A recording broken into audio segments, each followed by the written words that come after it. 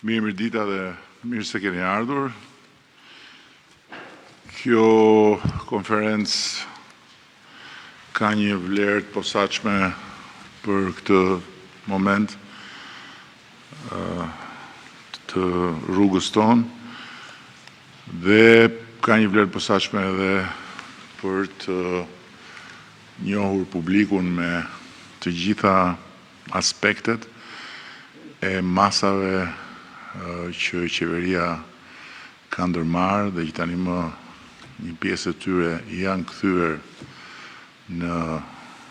kanë marrë fuqi ligjore, ndërkohë që një pjesë tjetër do të dalin për konsultim publik, pasi janë masa që lidhen me kodin penal.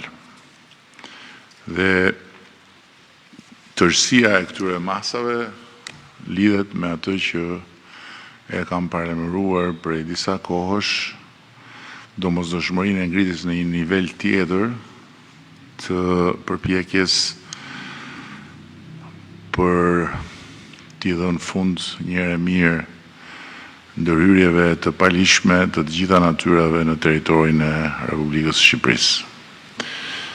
Dhe kjo është një qasje 360 gradë, besoj, që shtrihet në të gjitha drejtimet e konstatuara si problematike dhe kam bindjen që do të na jap rezultate të konsiderueshme pasi krijon kushtet për një disiplinim më tejshëm të gjithë procesit të ndërtimit dhe jo vetëm lidhur me ndërtimet pa leje, por dhe me ndërtimet me leje që rëndom bëhen shkak për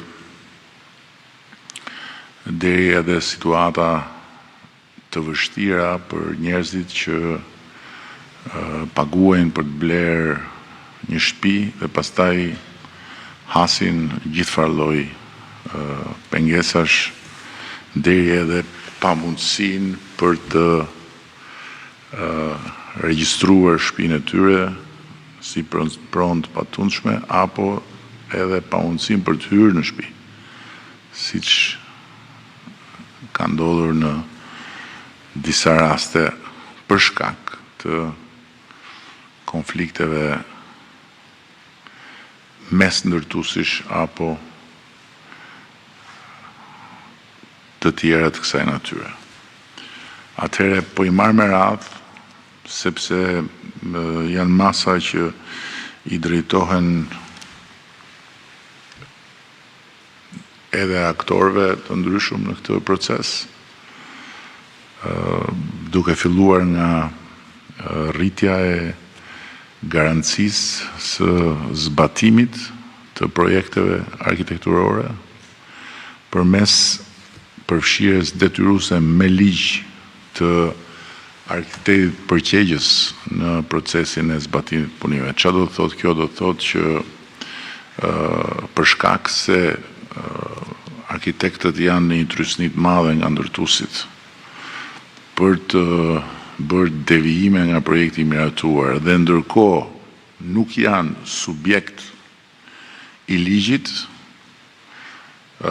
kemi parë deformime të vazhdueshme në procesin e ndërtimit, duke e kthyer arkitektin në subjekt ligjit dhe duke ngarkuar me përgjegjësinë e ndjekjes së projektit dhe me përgjegjësinë për çdo devijim nga projekti, bëhet e pamundur që çfarë lloj presioni nga ana e ndërtuesit të funksionojë mbi arkitektin, pasi në rast se arkitekti i ikën përgjegjësisht që ngarkon ligji, është ai që paguan pasojat. Po ashtu një tjetër risi është formalizimi i mënyrës njoftimit, duke vendosur rregulla të detajuara për institucionet përgjegjëse dhe autoritetet mbikëqyrëse përpara fillimit të çdo lloji punimi në mënyrë që procesi të jetë i gjithë i gjurmëshëm dhe i dokumentuar, gjë që sot nuk është rasti. Më tutje është përcaktimi i fazave të kontrollit, duke ndarë qartë çdo fazë në periudhën e zbatimit të punimeve me kontroll në kohë të projekteve të miratuara. Edhe ky është një aspekt që ka qaluar shumë deri sot. Më tutje është forcimi i mekanizmeve të kontrollit, duke përcaktuar 4 faza të detyrueshme kontrolli nga ana e njësive të vetëqeverisjes vendore. Dhe pastaj vjen detyrimi për dhënien e certifikatës së përdorimit nga autoriteti përgjegjës i zhvillimit të territorit, vetëm pas konfirmimit të aktit të kontrollit e njësia e vetëqeverisjes vendore, që përfshin edhe përfundimin sipas lejes ndërtimit të fasadave, rifiniturave dhe sistemit jashtëm në përputhje me projektin arkitektonik të miratuar. Dhe kemi shtuar dhe detyrimin që uji dhe dritat lidhen vetëm pas marrjes së certifikatës përdorimit, sepse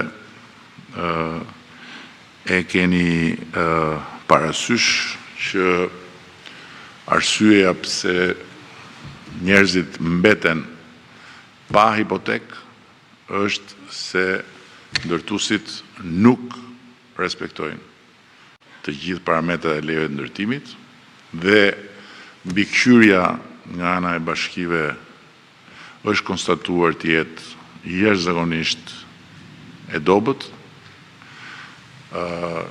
gjë që kthen drejt për drejt në viktim atë që është në fakt, jo vetëm i pafajshëm, por që është edhe i zoti i investimit, qytetari që ka paguar për të pasur një shtëpi. Dhe nga ana tjetër, nuk do të lejohet më që në godinat, pallatet, pa certifikat përdorimi të lidhet ujë dhe të lidhen dritat.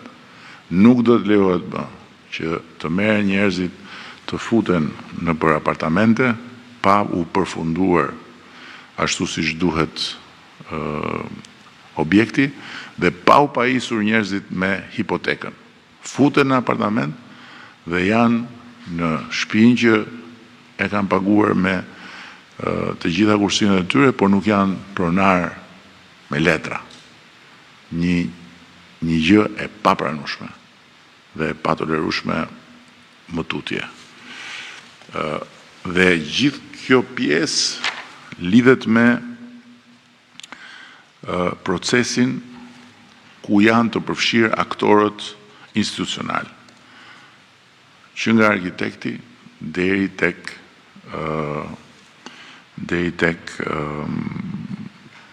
Agjencia e Zhvillimit të Territorit apo bashkit,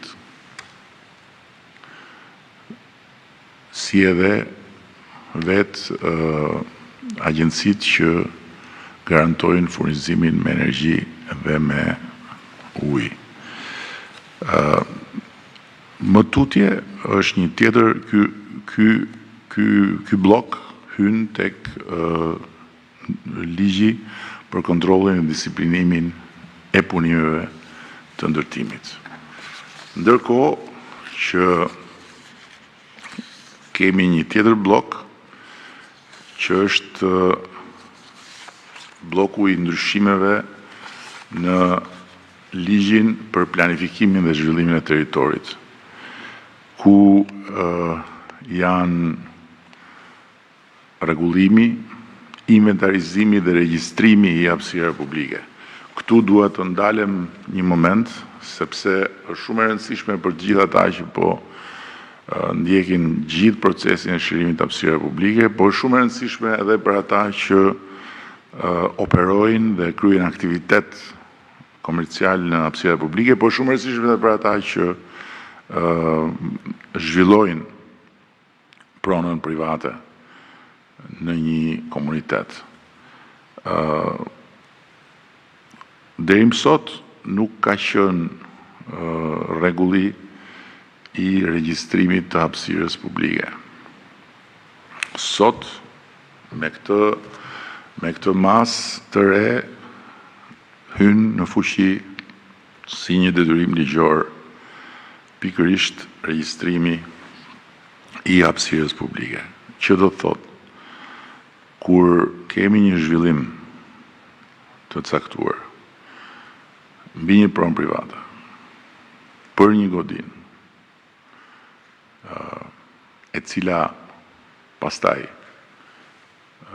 ju jepet një numër i caktuar familjesh apo edhe biznesesh që atë blejnë aty hapësira, çdo metër katror rreth e rrotull asaj godine nuk është më pronë private, është pronë publike. Dhe nuk mund të ketë aty gardhe dhe zhvillime të tjera dhe leje të tjera për privatin, pasi vetë koncepti i përqindjes së shfrytëzimit të pronës do të thotë që nga kjo pronë ti mund të shfrytëzosh kaq dhe pjesa tjetër i takon të gjithëve. Pra siç janë të gjithë bashkëpronar të mjediseve të përbashkëta, shkallët, taraca, janë bashkëpronar dhe të mjedisit jashtë. Pra, po në këtë të fundit janë bashkëpronar si komunitet. Është hapësirë publike. Kjo bën që të jenë shumë të qartë të gjithë ata që sot janë zaptus në pozicionin e zaptusit të hapësirës publike, po të jenë të qartë edhe ata gjykatës, të cilët në rastin më të mirë nga ignoranca dhe në rastin më të keq nga paraja, mbyllin syt dhe japin masa sigurimi pa dije apo madje japin edhe të drejtë zaptusve. Nuk mundet dot askush të pretendoj që ka pronën e vetë, pasi më parë i ka marrë asaj prone të gjitha të ardhurat si pasojë e një zhvillimi. Ashtu si kundër, në asnjë hapësirë midis pallateve, në asnjë hapësirë pranë pallateve, në asnjë hapësirë që nuk është e ndërtuar, asnjë pronar privat nuk ka drejt të bëjë asgjë pa leje. Nuk mund të vërë traun për të bërë një parkim, për t'i marrë lek njerëzve, nëse nuk ka leje për të bërë parkim, dhe nuk mund të bëjë asnjë lloj aktiviteti tjetër. Dhe ajo pronë nuk tjetërsohet në aspektin që nuk shtetëzohet. Flas tu për raste kur brenda hapësirave të pallateve janë kthyer prona. Brenda hapësirave të oborave të shkollave janë kthyer prona. Brenda janë kthyer prona. Ato prona që figurojnë në hipotekë nuk tjetërsohen, por ama për sa kohë aty nuk ka një leje ndërtimi, i takon bashkisë, i takon shtetit, që në ato prona, në ato hapësira të garantoj pastërti, të garantoj siguri. Dhe natyrisht të mbjell pemë, të bëj lulishte, të bëj çfarë do qoftë në këto prona komunitare, por pa qëllim fitimi. Në momentin kur ka një mundësi për të ndërtuar për qëllim fitimi, atë ndërtim i takon ta bëj privati. Duhet të jetë shumë e qartë kjo për të gjithë, sepse është e pa imagjinueshme që ndërkohë që për pak vite bëhemi pjesë e Bashkimit Evropian, të kemi akoma diskutime mbi disa principe themelore të funksionimit të një vendi demokratik evropian. Karakteri social i pronës është i mishëruar në të gjitha kushtetutat evropiane dhe është normë e bashkëjetesës evropiane. Nuk mund dot të vësh në emër të pronës një gardh rreth rrodullt të dritares të katit parë dhe të rrisësh bakti.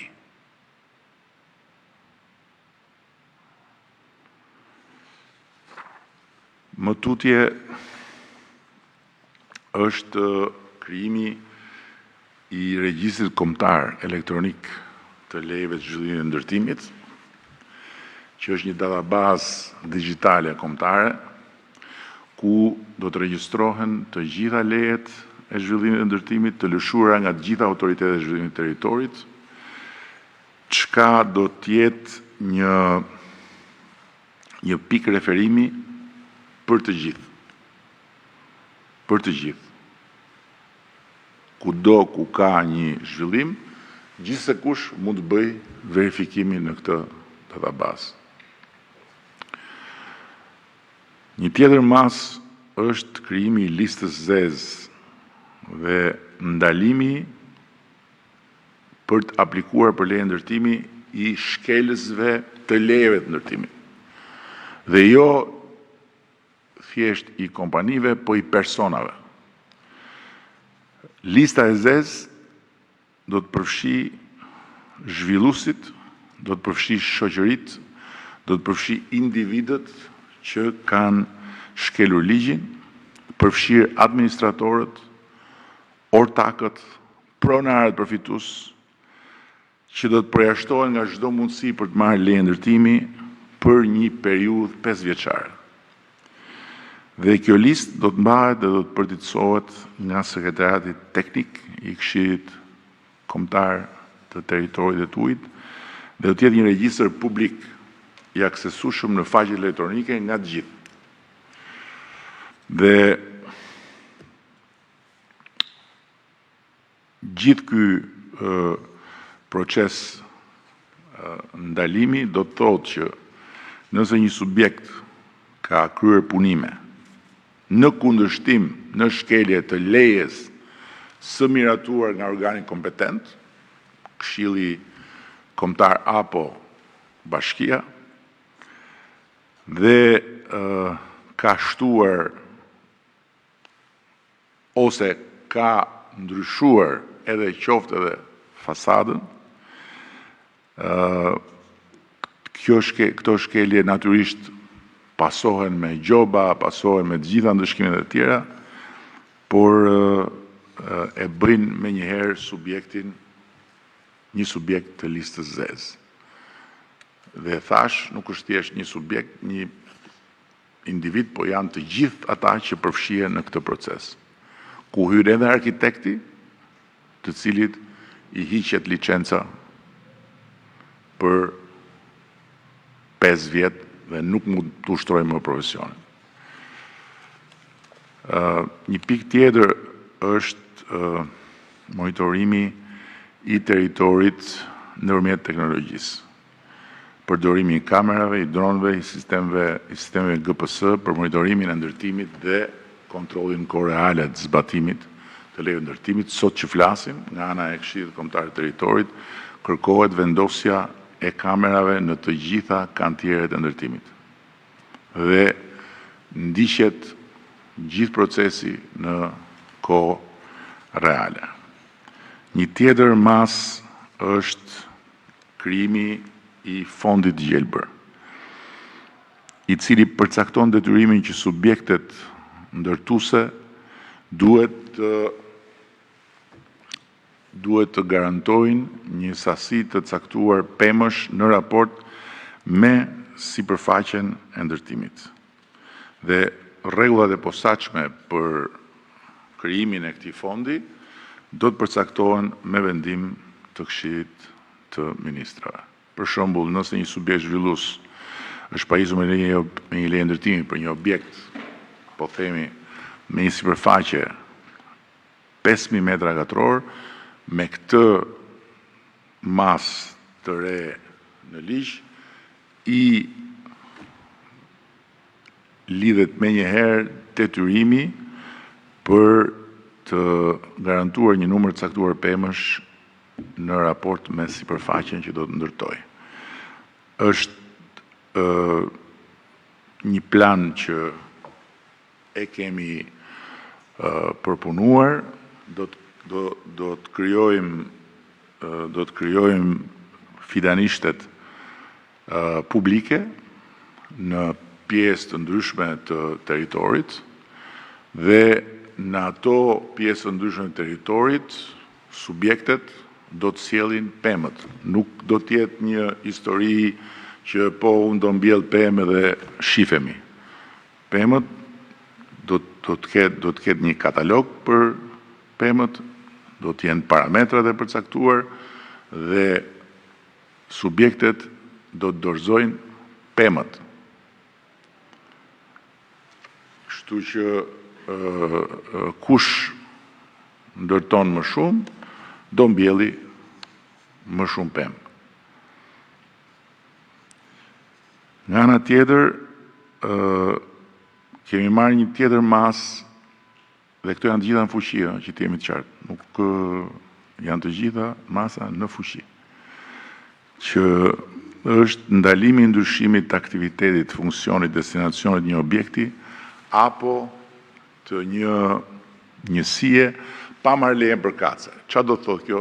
Juve nuk e di. Mbase si banorët të këtij qyteti mund të keni ndonjë shembull edhe vet nga familja juaj, por janë të panumërt shembujt e familjeve që ankohen sepse blejnë apartament edhe për fqinj nuk kanë një familje tjetër, po kanë një furr. Edhe thoma e gjumit i bie mbi furr në katin poshtë. Ose kanë një zdrugtar që zdrugon ose sharron me sharr, që mund të quhet shaban ose jo, por që nuk është fare i presupozuar ta zhvillojë aktivitetin aty ku është praktikisht një komunitet familjesh dhe ku ka apartamente. Natyrisht që është e mundur që të ketë aktivitete të caktuara, por pa dyshim që e para këto aktivitete duhen bërë me leje dhe e dyta duhet jenë pjesë e një kategorie të caktuar që nuk trondisin dhe nuk shqetësojnë të gjithë të tjerët. Dhe këtë e kemi parë në mënyrë të vazhdueshme. Dhe po ashtu, për ndryshimin e destinacionit, ka edhe masë që është një masë monetare, në rast se ndryshimi është bërë pa lejen përkatëse, dhe natyrisht është dhe detyrimi për ta kthyer në gjendjen e mëparshme.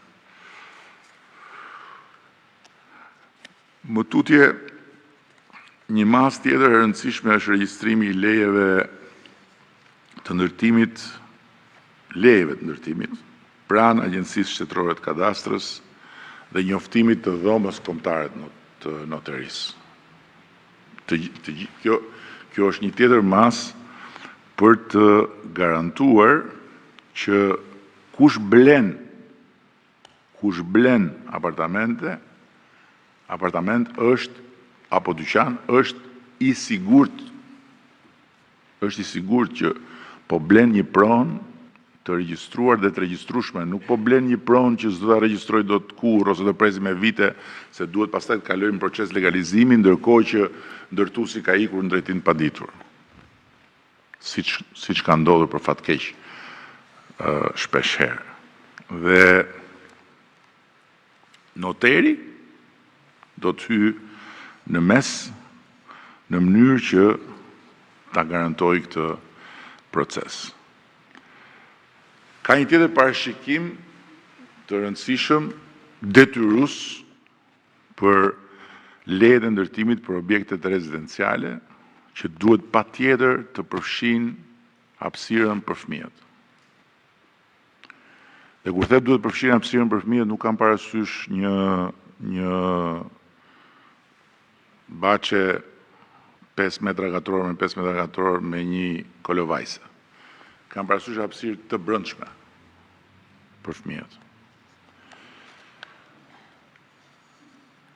Po ashtu kemi parashikuar rregulla shumë të qarta për konfiskimin për interes publik apo për strehim social. Dhe çdo ndërtim që do të shkel lejen në masën mbi 2%, 2% që konsiderohet në praktikën ndërkombëtare si një masë e arsyeshme ndryshimesh gjatë procesit të ndërtimit, do të konfiskohet për interes publik apo për strehim social. Dhe nga ana tjetër kemi bërë dhe një dallim që deri në masën 10%, pra midis 2 dhe 10, konfiskohet vetëm ajo shtesë. Edhe përdoret ajo sipërfaqe, qoftë për t'i dhënë të pastreve apo qoftë për zyra për shtetin. Mbi masën 10% konfiskohet totalisht ndërtimi.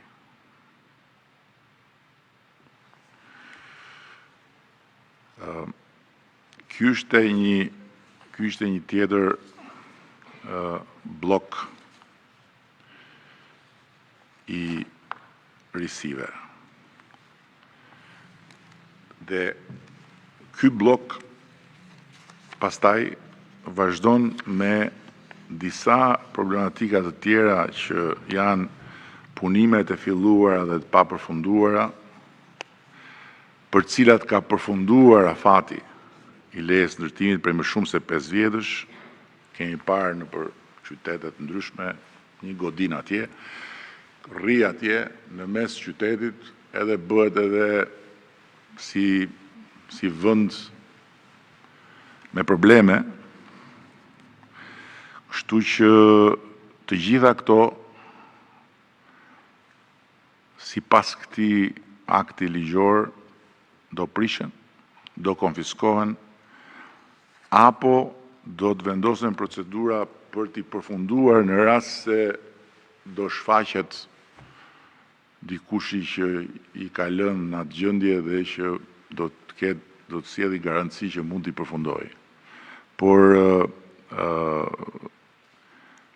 kryesisht do të është përcaktuar me vendim të Këshillit të Ministrave e gjithë procedura se si zhvillohet ky proces.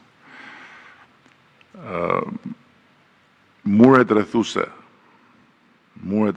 janë një problematik më vete në këtë Republikë.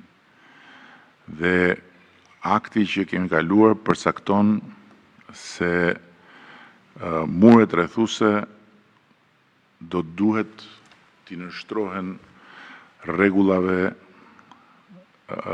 tip, modeleve tip. Nuk mund t'jetë dot Shqipëria Evropiane një vend ku muret rrethuese janë tërësisht pa asnjë lloj sensi të zhvillimit të përbashkët urban të një lagje apo të një zone apo të një rrukice apo të një rruge. Dhe pa diskutim që siç merret leja për ndërtimin, merret leja dhe për murin rrethues.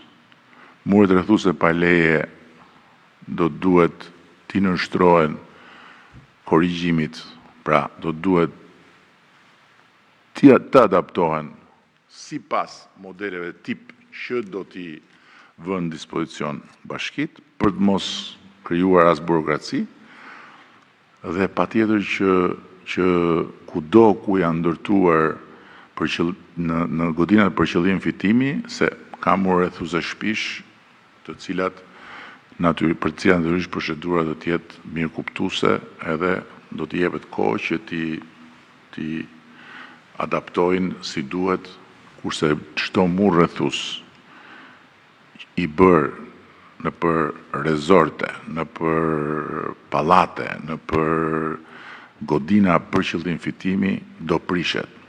I bërë pa leje, kuptohet. Do prishet, do shëmbet. Dhe për çdo mur duhet marr leje. Sepse muret e keni parë vetë, me siguri edhe kur keni shkuar me pushime, sidomos në jugun e vendit, që ato muret kanë tendencë të glabërojnë treqërekun e trotuarit dhe pastaj janë ato trotuaret minimaliste që jo nuk hecën dot në çift, po duhet hecësh anash që mos biesh në rrugë. Një tjetër masë e marë është që ankimimi administrativ dhe gjyqësor nuk e pezullon ekzekutimin e vendimit përfundimtar të autoritetit përgjegjës zhvillimit territorit. Kjo është një masë shumë e rëndësishme, sepse këtu ka pasur shumë spekulime dhe shumë abuzime,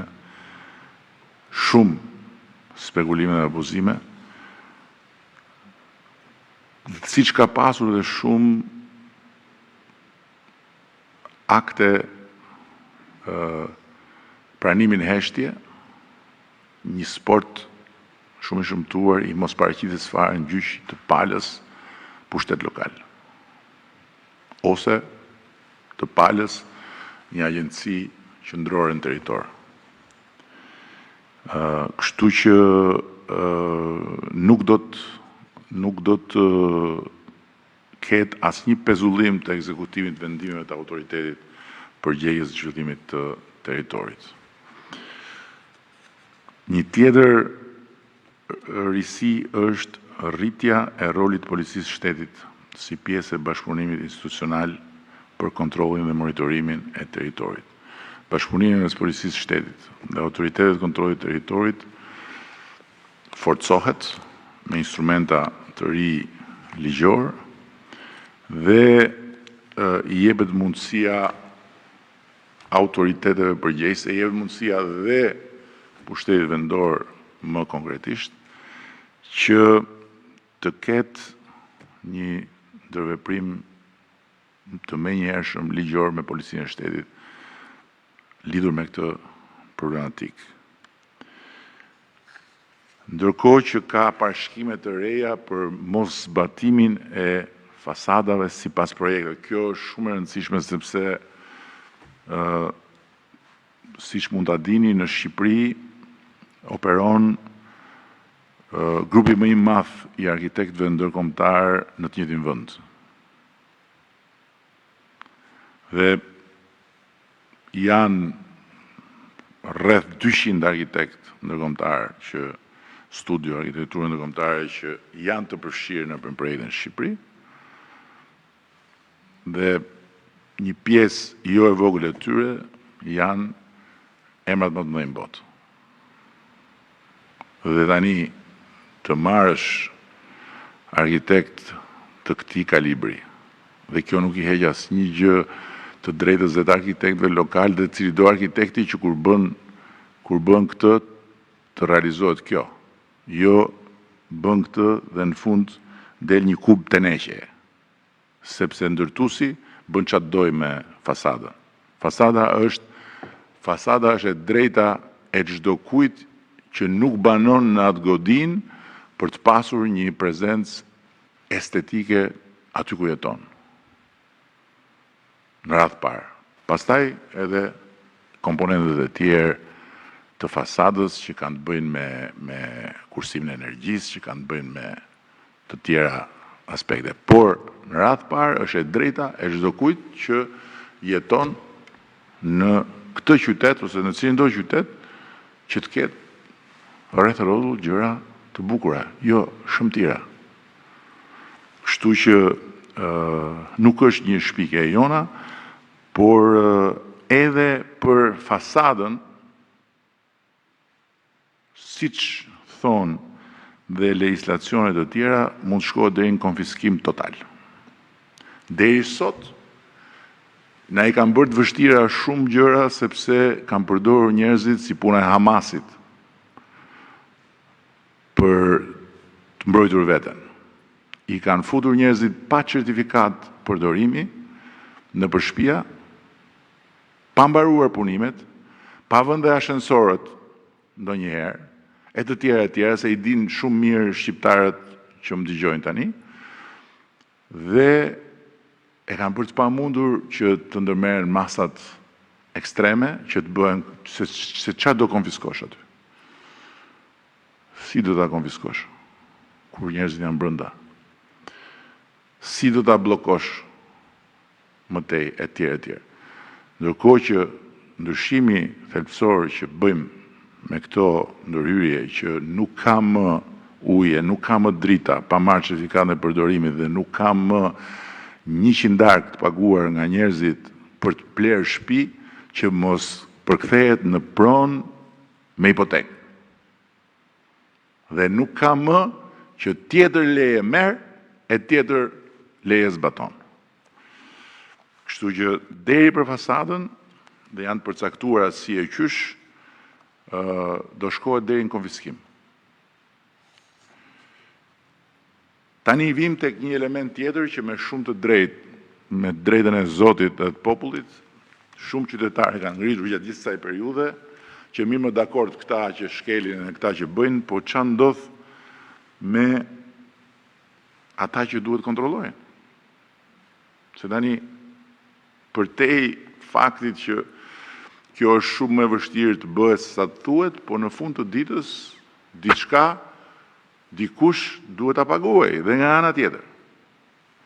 Dhe ka një sër masash të reja se këtu sporti i ndërtimit pa leje është zhvilluar si sport kombëtar për shumë vite. Ne e kemi ulur çdo vit kurbën, por nuk e kemi sheshuar. Dhe në këtë sport kombëtar që ju nuk e di sa e mbani mend, po që është nxitur edhe nga lart. Ka qenë dikush këtu para meje që e quante Bathore mrekullinë e 8 botës, sepse është i pari qytet thoshte që është ndërtuar i gjithë i pa leje. Edhe e quante si, domethënë ishte gati një aplikim që mos thoni ju globi që ka 7 mrekulli, se janë 8. Pra është incentivuar ndërtimi pa leje në mënyrë të fuqishme. Dhe edhe punonjës të shtetit janë marrë me ndërtime pa leje. Tani këtu ka një pikë që në rast se konstatohet që punonjës i shtetit qoftë me kohë të plotë, do mjafton që të marri 1 euro nga taksat me kohë të plota, me kohë të pjesshme, ka kryer punime pa leje, qoftë përkohshme, qoftë përhershme, more edhe një pergolat lart atje. Do të ndalohet të punojnë në shtet për 7 vjet. Nga momenti që do të konstatohet dhe të njoftohet masa. Përveç pasojave tjera si çdo kusht tjetër, që janë pasojat natyrës administrative, gjoba tjera dhe të natyrës penale. Sepse ndërkohë kemi dhe ndryshimet në kodin penal, të cilat do të hynë në konsultim publik, nuk kanë hyrë akoma në fuqi. Më tutje ka parashikime të reja për detyrimin që subjektet që kapen në shkelje të mbulojnë shpenzimet për prishjen dhe për pastrimin, se dhe kjo histori që ca ndërto pa leje dhe shkon shteti, harxhon para kohë, energji të kapitalit njerëzor për të prishur edhe për të pastruar nuk mund të vazhdoj kështu. Kështu që edhe shpenzimet e prishjes dhe shpenzimet e pastrimit do t'i ngarkohen fajtorit.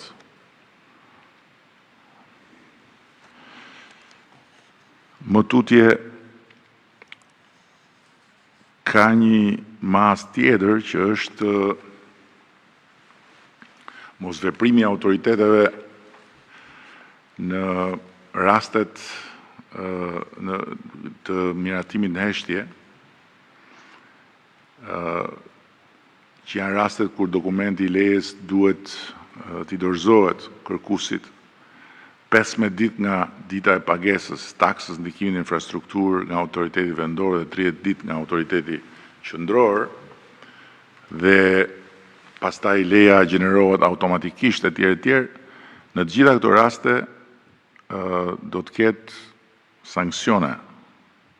Dhe sanksionet do jenë direkte për kryetarin e bashkisë apo për sekretariatin e KKTU-s në varësi se kush e ka dhënë se.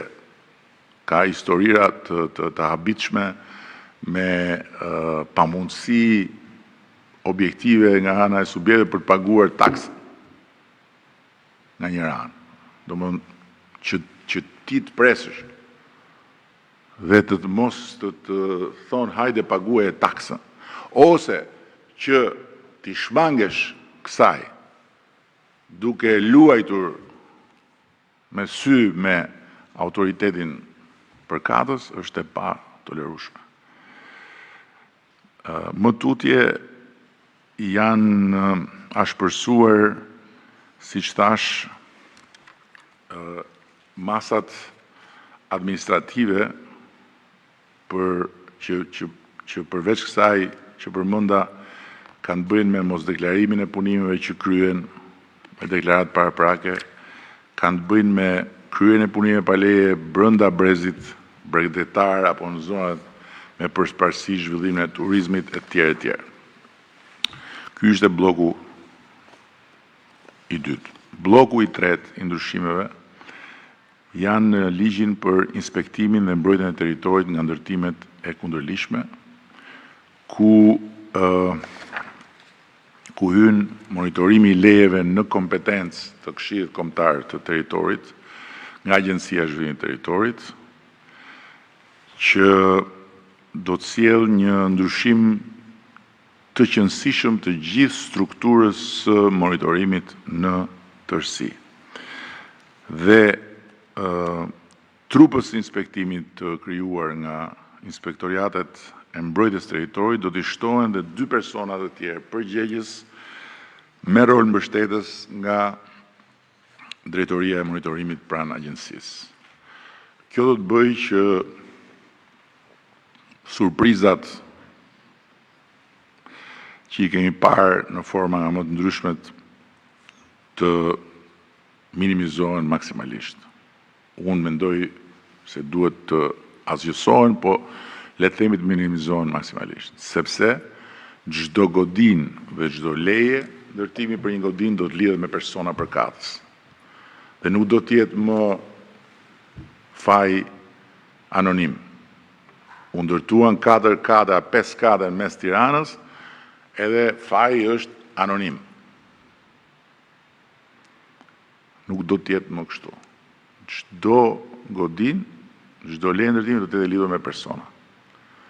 Dhe personat do të përgjigjen për çdo certifikim të rrem apo të pasakt të punimeve në çdo fazë. Ajo që njerëzit thonë me drejt, po mirë, syt ku i kishin këta të tjerët. Pra, janë një sër masash që e bëjnë mbylljen e syve fatale për atë që mbyll syt. Më tutje ka një sër gjobash nga Sekretariati Teknik pranë autoriteteve të inspektimit në rast konstatimit të shkeljeve të lejeve të ndërtimit. Pastaj është përcaktimi të paktën një inspektori si person përgjegjës që ka për detyrë të monitorojë dhe kontrollojë zbatimin e projektit gjatë gjithë procesit, se mund të ketë raste që ndryshojnë. Njëri do të jetë nga fillimi deri në fund të procesit. Më tutje është largimi nga detyra, largimi menjëhershëm nga detyra dhe kallëzimi penal për të gjithë inspektorët në rastet kur konstatohet mos vënie në dukje e shkeljeve. Për shembull, po jap një shembull konkret. Nga kontrollet e bëra, jo 1-2, më shumë se sa 1-2 kontrolle fatkeqësisht. Si rezultati i denoncimeve të bëra nga qytetarët tek ai portali hapësira ime publike, ka rezultuar që ndërkohë që në territor leja shkelur rënd, në bashki, aktet e konstatimit të inspektorëve bashkiak figurojnë çdo gjë në rregull. Dhe për këtë lloj fenomeni, në çdo rast që provohet mos veprim, apo aq më keq akoma pastaj mbyllje e syve, masa është largimi menjëhershëm nga detyra dhe ndjekje penale. Dhe ndalim për të kthyer në punë shteti për një periudhë të caktuar kohe.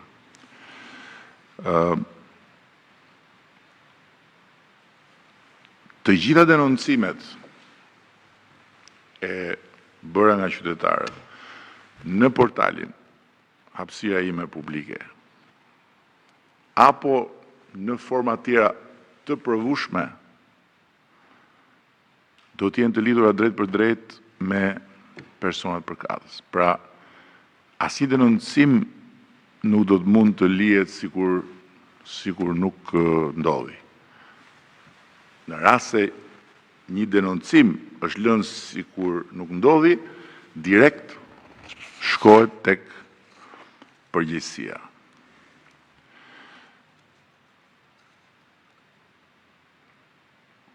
Një tjetër ashpërsim i masave lidhet me mosushtrimet e kontrolleve dhe me një sër elementësh të tjerë që kanë të bëjnë me jo vetëm me shtrëmbrimin e rezultateve të kontrollit, por edhe me mos respektimin e afateve për të marrë vendimet e parashikuara në kohë, me mos respektimin e afateve të zbatimit të vendimeve të parashikuara në ligj, me mos zbatimin e vendimit të pezullimit punimeve, me mos respektimin e afatit për dhënien e informacionit dhe pengimin për përmbushjen e detyrës dhe me mos paraqitjen e kërkesës menjëhershme për heqjen e licencës të mbikëqyrësit punimeve në rast se konstatohen shkelje. Këto janë të gjitha masat e reja të cilat janë në fuqi sot që flasim. Ndërkohë që hynë për konsultim ndryshimet në kodin penal. Në ndryshimet në kodin penal, ku fillon nga zënia e tokës, pra çfarëdo lloj zënie toke, publike apo private, pa pasur një titull ligjor që do të thotë leje, për çfarëdo lloj qëllimi, banim, shfrytëzim të çfarëdoshëm, do dënohet me burg. Edhe për parking, zë tokën, bën një parking të palishëm, do shkosh në burg.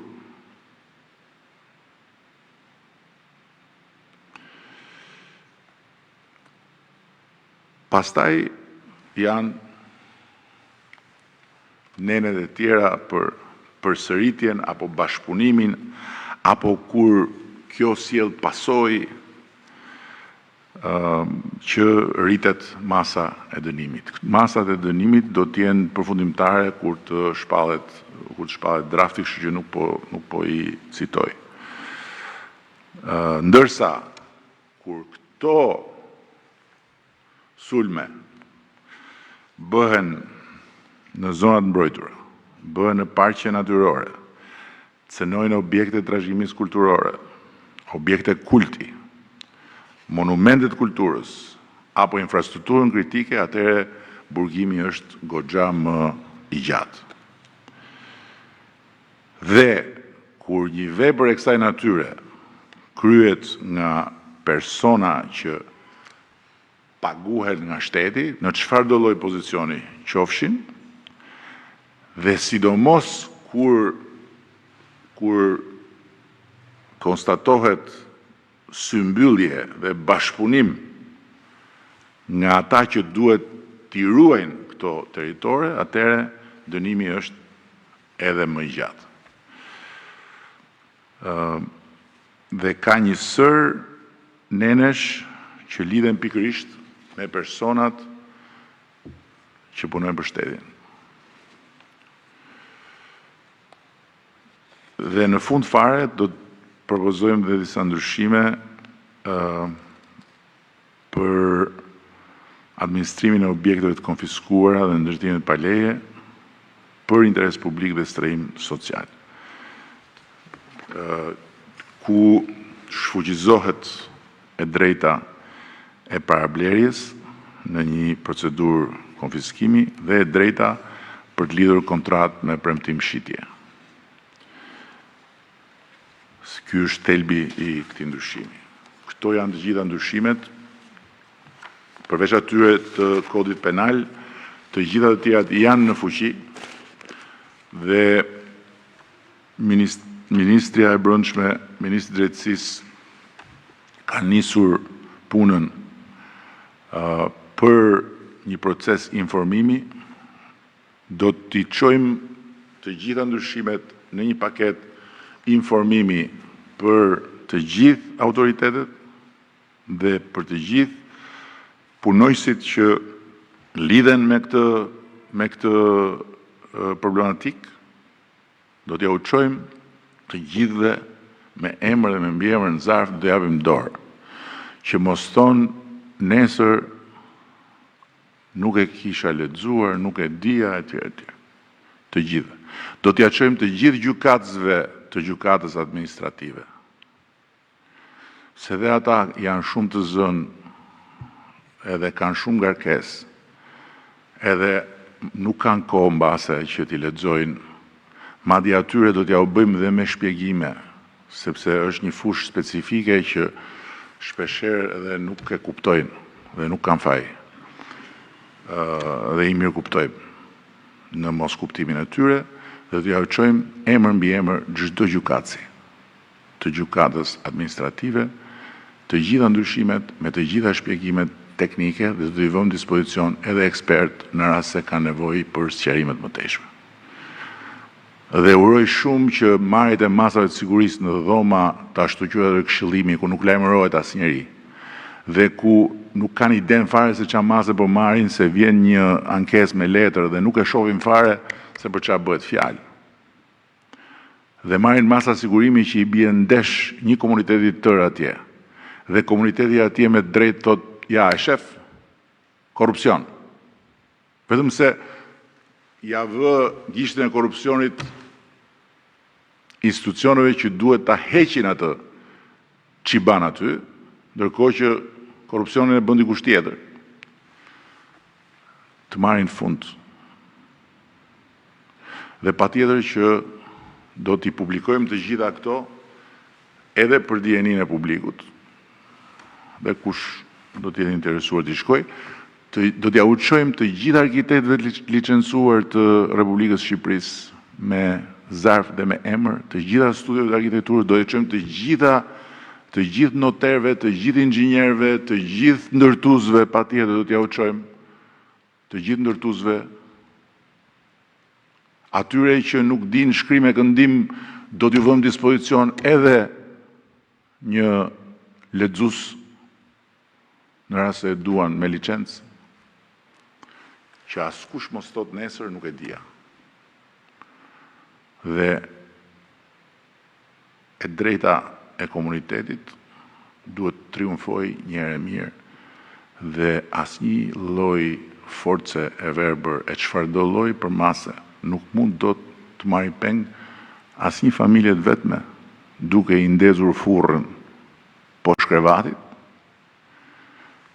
dhe jo më pastaj të marrë peng një lagje të tërë duke vënë traun atje apo duke vënë vazot lart e poshtë apo duke ngritur ato pergolatat prej hekuri nga të katër anët. Sigurisht që e kam thënë më parë, kjo është Tiranë, nuk është Teheran, dhe patjetër që rregulloria e re e shfrytëzimit të hapësirave publike për aktivitete tregtare do të hapi rrugën që edhe ata që kanë aktivitete tregtare të bëjnë aktivitetin e tyre dhe qytetet të marrin atë lezetin që ka një qytet kur ka mesdhetar, kur ka edhe mundësinë që t'ulesh edhe jashtë mureve, sidomos në periudhat më të ngrohta e më të nxehta, por çdo gjë me rregull dhe në mënyrë strikte. Kjo është pak a shumë e gjithë panorama dhe prandaj menduam që ta bëjmë në këtë formë, që ta ndjekin njerëzit dhe që të kemi mundësi të përgjigjen pyetjeve tuaja, të cilat duhet jenë vetëm për këtë temë. Dhe për asnjë gjë tjetër. Kjo nuk është konferenca e vitit të ri, nuk është as konferenca e zgjedhjeve të reja, është konferenca e komunikimit me publikun për një hall shumë të madh të përbashkët të qeverisë edhe të publikut, që është hapësira publike, që është prona dhe pacënueshmëria e trupit plot hire të Shqipërisë. Nga lloj-lloj aventurierësh dhe nga lloj-lloj karagjozësh që duhet të tërhiqen në pozicionet e tyre dhe të bëhen njerëz normal. Kjo është konferenca, kështu që për këtë pyetjet dhe nuk do mund të marrim pyetje nga të gjithë, kështu që të fillojmë edhe me pyetje vetëm për këtë. Asnjë pyetje tjetër nuk më përgjigje, kështu që as mos e tentoni fare. Dhe kur nuk e tenton Elia, ju tjerët e kuptoni vetë që s'keni shans. Elia do ta bëjë vetë, por gjithsesi. Jo, se nuk është konferenca vitit, nuk është konferenca vitit të ri. Kryeministër, sepse ju kur jeni jashtë i përgjigjeni të gjitha